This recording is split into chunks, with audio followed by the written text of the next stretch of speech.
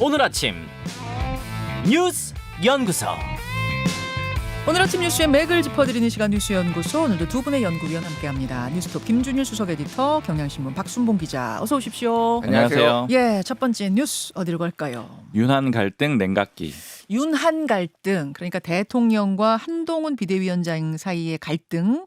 어제를 한마디로 뭐 요약하자면 냉각기입니까? 네, 봉합 후 냉각기 이렇게 표현을 할 수가 있을 것 같은데요. 좀 쉽게 풀면은 네. 상처를 깨맨 다음에 식히는 단계 이렇게 얘기를 할 수 있을 것 같아요. 예. 그러니까 지난 일요일에 갈등이 폭발했었죠. 네, 물러나라, 못 물러난다 이렇게 해서 상처가 났던 거고요.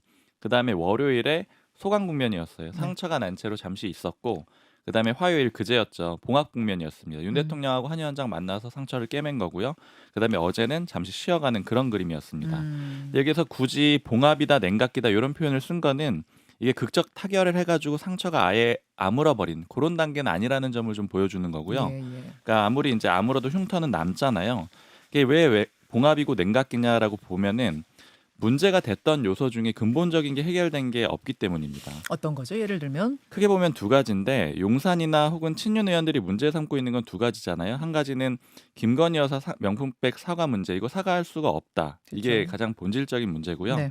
그다음에 두 번째는 이 사과를 공개적으로 요구를 했던 김경률 비대위원의 거치, 이 두 가지라고 볼 수가 있거든요. 예. 그리고 사실은 김경률 비대위원 문제는 곁다리긴 하지만 사천 논란과도 연결이 돼 있습니다. 이건 또 향후에 용산과 한동훈 위원장 간의 그런 공천 주도권 싸움으로 연결이 될 수가 있는 거고요. 근데 이제 앞서 말씀드린 두 가지가 해결이 안 됐다라고 말씀드렸는데, 어제 한동훈 위원장 발언을 보면은 명쾌하게 이제 이게 해결이 안 됐다라고 용산 쪽에서 받아들일 가능성이 있어요. 어제 어떤 발언들 나왔어요? 어제 이제 3번 기자들 질문에 답을 하는 과정이 있었는데, 제가 찾아보니까 네. 세어보니까 일단 김경률 비대위원 거취에 대한 질문은 한 번 나왔습니다. 이게 왜 한 번 나왔냐면 답을 명확하게 했기 때문이에요. 이제 뭐라고 물어봤냐면, 김경률 비대위원 사태가 이번 사태의 출구 전략이 될 수 있다라는 주장에 대해서 어떻게 보느냐 이렇게 기자가 물어봅니다. 네. 그랬더니 한동훈 위원장이 저는 그런 얘기를 들은 바가 없습니다. 그러니까 이게 출구 전략이 될 수 없다. 즉 뭐 사태에는 없다. 이제 이런 정도로 못을 박았다라고 볼 수가 있고요. 그러네요. 근데 김건희 여사 사과 관련된 질문은 4번 나왔는데, 이게 왜 그러냐면은 명쾌하게 기자들이 답을 못 받았다라고 생각을 하기 때문이거든요. 매번 이제 한동훈 위원장이 이렇게 답을 합니다. 제 생각은 이미 충분히 말씀드렸습니다. 이제 구체적인 언급이 없어요. 그러니까 결국 이제 이런 얘기들은 아주 근본적으로 용산이 원하는 만큼 한동훈 위원장이 답을 줬다라고 보긴 좀 어려운 거고요. 그래서 이제 국민의힘에서 여러 해석들이 있는데, 제가 취재하기로는 한동훈 위원장이 그 만난 자리에서 허리만 굽혔지 실제로 내준 것은 없다. 이런 아니 생각해 보세요, 박 기자. 제 생각은 변함이 없습니다면은 마지막 생각에서 변함이 없다는 얘기인데, 한동훈 위원장이 이 부분에 대해서 마지막으로 언급한 건 국민들 눈높이였잖아요. 네. 국민들이 불편해하시는 부분이 있을 수 있다 이거였잖아요. 맞습니다. 거기에서 변함이 없다는 걸로 해석이 되는 거 아닙니까? 그렇죠. 그렇기 때문에 이게 본질적으로는 뭐 양쪽의 의견이 좁혀졌다라고 보기는 좀 어려워지는 상태입니다. 예. 그리고 이런 상황에서 윤석열 대통령이 이제 KBS하고 신년 대담을 하는 걸 유력하게 검토를 하고 있다, 이런 보도들이 쭉 나오고 있는데, 그렇더라고요. 그건 어떻게 확인이 되는 겁니까? 아니면 뭡니까? 예, 저도 물어봤는데 유력하게 검토를 한 건 맞다 그래요. 근데 어. 이제 검토라는 표현들이 언론사 보도를 보면 다 들어가 있는 게, 이제 제가 들은 표현도 아직 좀 열려 있는 상태라 그래요. 그러니까 유력하게 검토했던 것도 맞고, 뭐 한 번은 또 원점 재검토하기도 하고, 이렇게 좀 고민이 많은 상태이기 때문에 최종 확정은 아니다. 확정은 아닙니다. 근데 뭐 고민되는 지점들이 좀 있는 것 같아요. 뭐 예를 들어서 작년에는 조선일보랑 했는데 뭐 다른 언론사들이 성토를 하기도 했고, 왜 그다음에 거기랑만 하느냐? 네, 그리고 이게 이제 기자회견이 아니고 대담 방식이니까 언론 인터뷰로 보시게 될 텐데, 이 방식으로 김건희 여사 문제를 설명하는 게 과연 이제 효과가 있을 것이냐, 이 문제가 한 가지가 있고. 국민들이 이제 납득하겠냐 뭐 이런 거예요. 맞습니다. 그리고 뭐 또 하나는 통상적으로 좀 언론 보도를 활용하는 방식을 봤을 때는 이게 여론을 체크해 보는 게 아닌가, 이제 이런 걸로도 좀 추정은 됩니다. 일단은 뭐 보도가 좀 나오고 나면은 또 네, 여론이 움직이니까. 유력 검토한다라고 했을 때 뭐 이게 아. 좋다 안 좋다 이런 여론이 좀 나올 수가 있으니까. 그래서 오늘 아예 일면으로 이 KBS와 신년 대담한다 대통령이 이걸 쓴 언론도 있지만 확정은 아니다. 네, 유력 검토로 대부분 유력 썼습니다. 검토 이 정도 보면 된다. 자, 어제 분위기들 정리해 주셨는데 김준일 에디터는 어디에 주목하셨어요? 일단 뭐 KBS랑 한 거는 예전에 문재인 정부 때 문재인 대통령이 2년 차 된 다음에 KBS랑 대담했었거든요. 했었어요. 그때 예. 뭐 이제 진행자가 뭐 공격적으로 했네 안 해, 그러면서 뭐 지지자들이 뭐 분노도 하고 막 난리도 쳤는데, 어쨌든 그거를 좀 본 것 같아요. 그러니까 그런 식의 이제 전례들이 있기 때문에 그리고 지금 기자회견하면은 그 질문들이 이제 컨트롤이 좀 어렵잖아요. 너무 많은 기자들이 네. 막 질문하려고 했고 그거를 어느 정도는 주의를 하더라도 난감한 상황이 오니까 오히려 지금 KBS의 상황이나 이런 거 봤을 때 정교하게 조금 이 질문들이나 이런 거를 서로 조율할 수 있지 않겠나 이런 것들이 좀 정무적인 것들이 조금 고려가 됐을 텐데 문제는 그러니까 얘기했듯이 그러면 이거 해서 대통령 입장 밝히면 이게 해소가 되느냐 오히려 더 커지는 거 아니야 뭐 이런 고민들도 있다라는 거예요. 그래서 뭉개고 가자 뭐 이런 얘기도 있고 아니다 이거 어떻게 해야 된다라 이런 뭐 이제 얘기들이 있는 것 강론을 박이 같은데 진행 중이군요. 예. 자 이제 요거를 좀 한동훈 비대위원장과 김경률 비대위원회 거취와 관련해서는 지금 미묘하게 변하고 있는 요 지금 전체 기류를 봐야 될 것 같아요. 무슨 얘기냐면은 네. 자, 지금까지 윤석열 대통령의 압박에 버틴 사람이 없었는데 어찌 됐든 결과적으로 한동훈이 처음 버틴 걸로 딱 이렇게 결과가 나왔어요. 맞아요. 그러니까 이게 되네? 약간 여권에서는 약간 이런 분위기예요. 이게 돼. 이게 되네. 버틸 수가 있구나 이렇게. 그래서 김건희 여사와 관련된 것들은 다 이제 대부분의 사람들이 소위 말하는 완전 찐윤, 뭐 이철규 뭐 이런 몇 명을 빼놓고는 뭐 장해찬 뭐 이런 사람들 빼놓고는 거의 이제 사과해야 된다. 예를 들면은 원희룡 전 장관 같은 경우에도 중앙일보랑 인터뷰해가지고 이거 사과해야 된다라고 얘기를 했어요. 그러니까 정확하게는 국민이 납득할 수 있게 풀긴 풀어야. 이게 풀긴 이제 풀어야. 예, 이게 한동훈 비대위원장과 거의 스탠스가 똑같은 그러네요. 거거든요. 나머지 그 주요 의원들이나 이런 분들도 대부분 약간 비슷하게 흘러가고 있다라는 거고. 그 지금 어쨌든 그 김경률의 이 거취 문제가 굉장히 중요한 바로미터가 되겠어요. 왜냐하면 김경률이 사퇴를 해버리면 역시 김건희는 성역이야. 말을 할 수가 없는 사람이 되는 거고. 아하. 그래서 버티면 이거는 이제 이 모드대로 간다라는 거예요. 그러니까 지금 굉장히 많은 언론들이 특히 보수 언론들이 김경률 지원 사격에 나섰습니다. 버텨야 한다. 예. 이게 제가 제목을 말씀드릴게요. 조선일보의 김창균 논설주간 칼럼인데 네. 양지찬은 친윤이 대성공신 김경률을 쳐내겠다니 제목이 이거예요. 그래서 대성공신이라는 겁니다. 예를 들면 이제 대장동 문제 이런 거 해가지고 그래가지고 김경률 계속 가야 된다라는 거고 안혜리 중앙일보 논설위원회 안혜리의 시선 친윤 개딸 행태를 답습해서야 그래가지고 이게 무슨 얘기냐면은 쉽게 얘기하면 이철규, 이용, 장해찬 이름 실명까지 막았어요. 그래요? 예, 그러면서 이 사람들이 친윤인데 지금 김경률 쳐내겠다라고 막 이러고 있는데 이게 개딸하고 똑같아.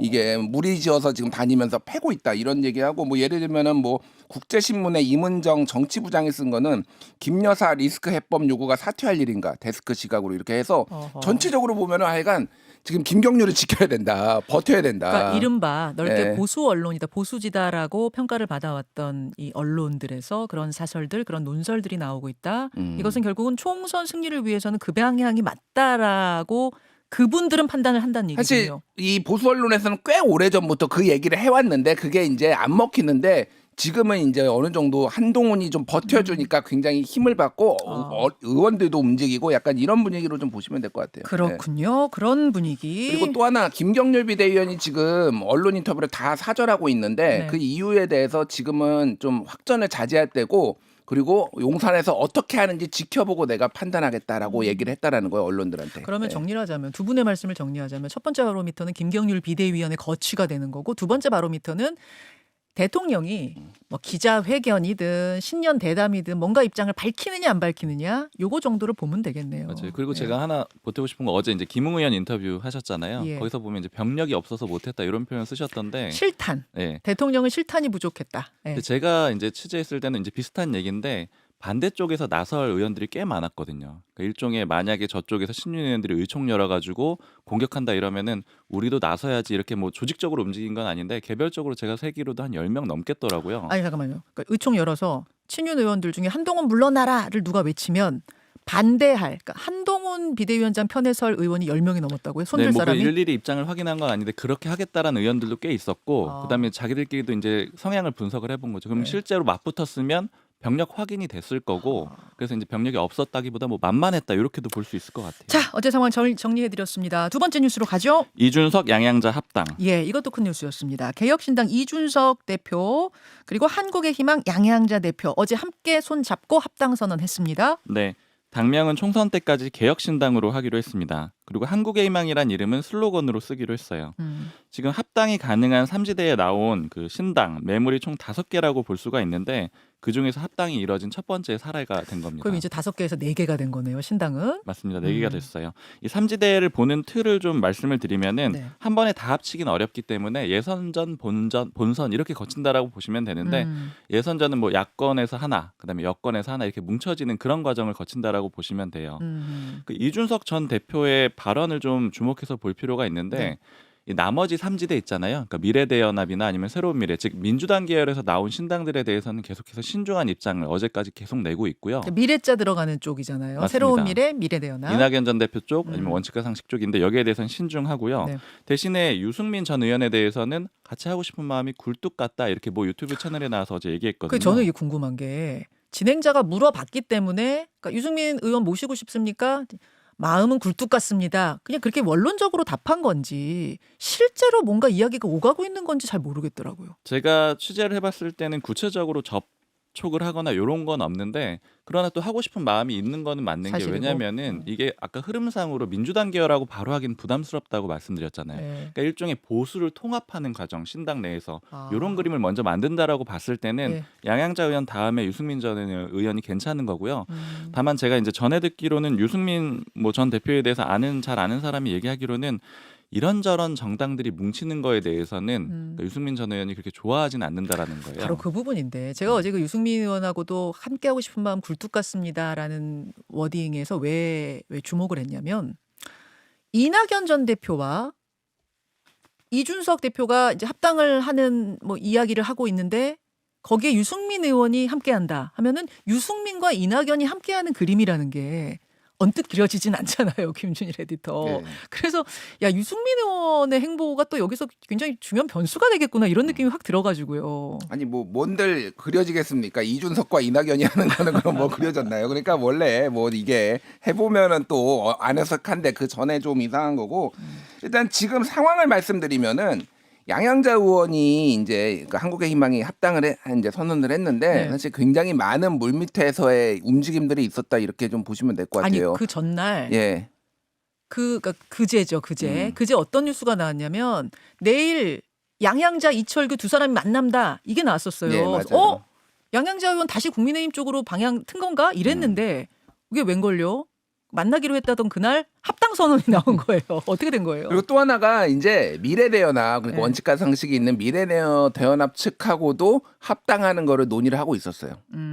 그런데 갑작스럽게 이준석 쪽이 이제 개혁신당하고 딱 합당을 하면서 미래대연합에서 좀 당황했다. 그럼 다 깜짝 놀란 거예요 지금? 예, 뭐 여러모로 그러니까 뭐 그러니까 다양한 방향으로 이제 뭐 모색을 했던 거죠. 그러니까 실제 네. 그래서 실제 물밑에서 많은 일들이 있고 새로운 미래랑 미래대연합 뭐 이석현 이제 의장도 좀 이따 오시겠지만은 네.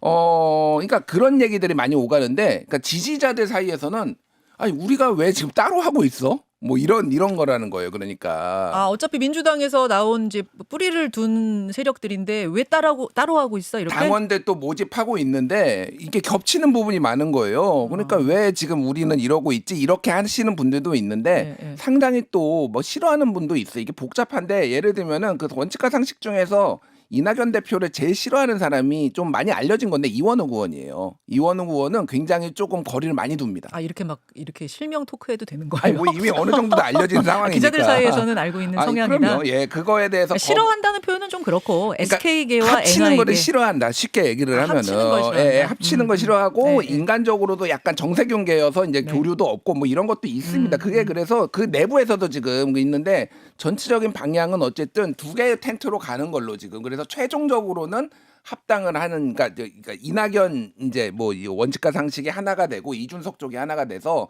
따로따로 현재는 각계약진하는 모습으로 가는 게 맞는 것 같아요. 지금 모습은 그게 맞는 것 같고 자 예. 여기까지만 해도 될 것 같은 게 뭐냐면 어디죠? 새로운 미래의 이석현 정책위원장이 아니죠. 창당준비위원장이 지금 기다리고 계시거든요. 직접 들을게요. 제가 직접 들을게요. 요거 하나 짧게 말씀드리면은 이거와 관련해서는 선거제도가 급격하게 지금 지금 권역별 병립형으로 지금 간다라는 거 얘기가 나오는데 네. 정의당에서는 어저께 한시적으로 캡을 씌워라 김준우 비대위원장이 얘기를 해서 연동형 유지하고 있고, 그러니까 신당들 견제하겠다, 제3지대 견제하겠다라는 게 공통의 이해관계가 국힘하고 민주당하고 맞아 떨어진다라는 거에서 병립형으로 회귀하고, 그래서 제3당에서 이제 양당 심판론이 좀 더 힘을 받을지 어떻게 될지도 이거 좀 봐야 될 것 같아요. 요거는 민주당 박지원 의원 또 2부에 나오니까 그쪽에 질문하겠습니다. 두 분 수고하셨습니다. 감사합니다. 김현정의 뉴스쇼는 시청자 여러분의 참여를 기다립니다. 구독과 좋아요, 댓글 잊지 않으셨죠? 알림 설정을 해두시면 평일 아침 7시 20분 실시간 라이브도 참여하실 수 있습니다.